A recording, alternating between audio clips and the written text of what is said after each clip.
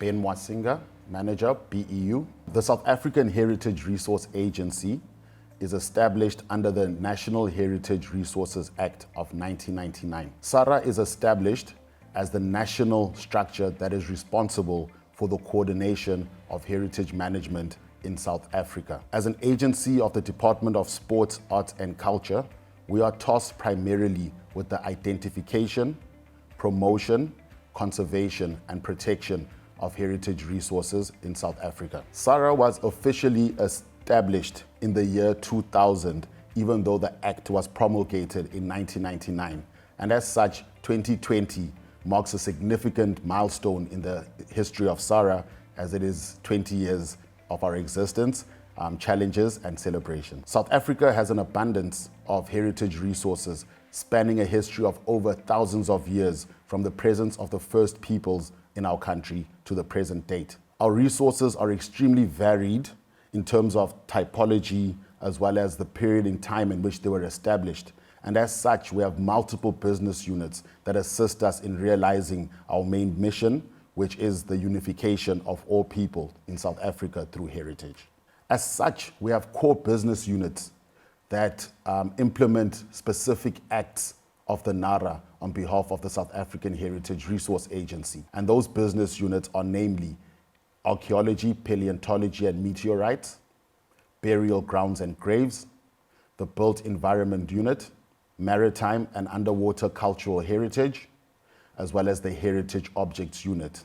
Further to this, we have supporting units that assist the core business units in realizing their objectives. And those units are the National Inventory Unit, the Heritage Protection Unit, as well as our Heritage Properties Unit.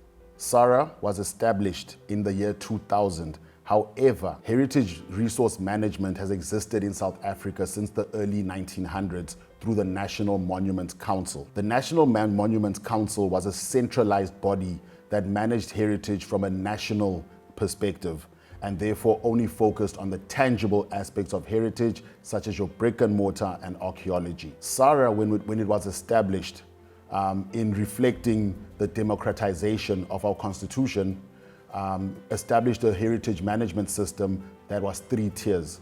Heritage was therefore meant to be managed at a national level, provincial level, and a local level. So while we have seen a lot of successes over the years, we have been confronted with multiple challenges.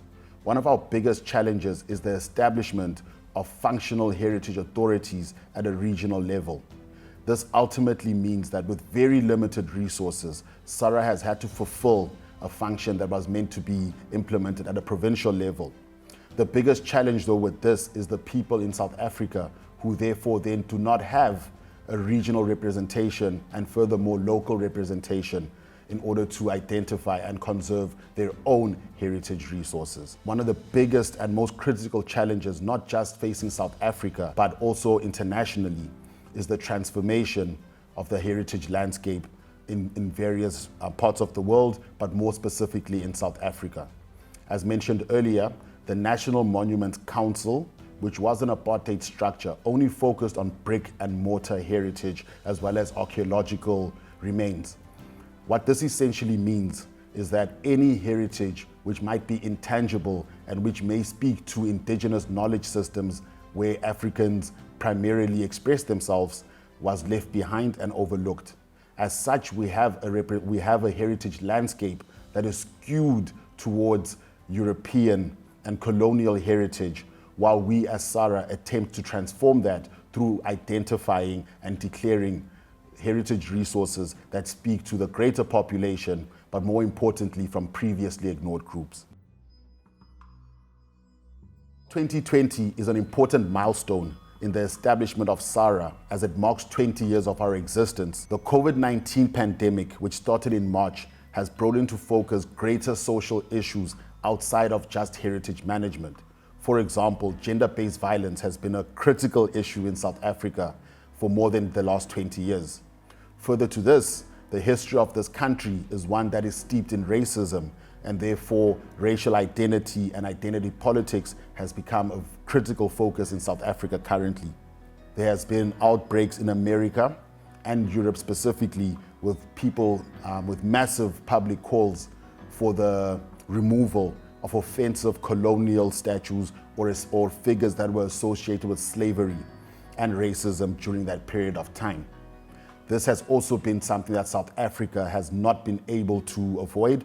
But further than that, one could argue that the issue of statues being removed from the public domain is something that began in South Africa in 2015 through the Rhodes Must Fall crisis. While SAHRA has focused primarily on the identification and declaration of heritage resources that represent marginalized groups as well as the indigenous peoples of the South Africa, such as the Khoi, San, and Griqua groupings. What we have not done is to follow a holistic approach in terms of transformation. While we declare and identify sites that may speak to the histories of marginalized groups, there still remains the figures and statues of individuals that some may say are contentious.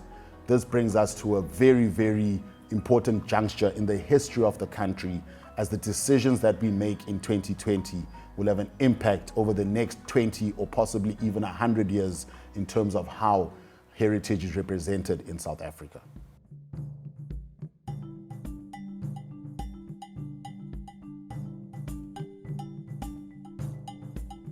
One of the biggest successes for SAHRA in terms of transformation of the heritage landscape is the identification and declaration of previously ignored heritage resources. We look at the House of Nelson Mandela at Drakenstein Correctional Services.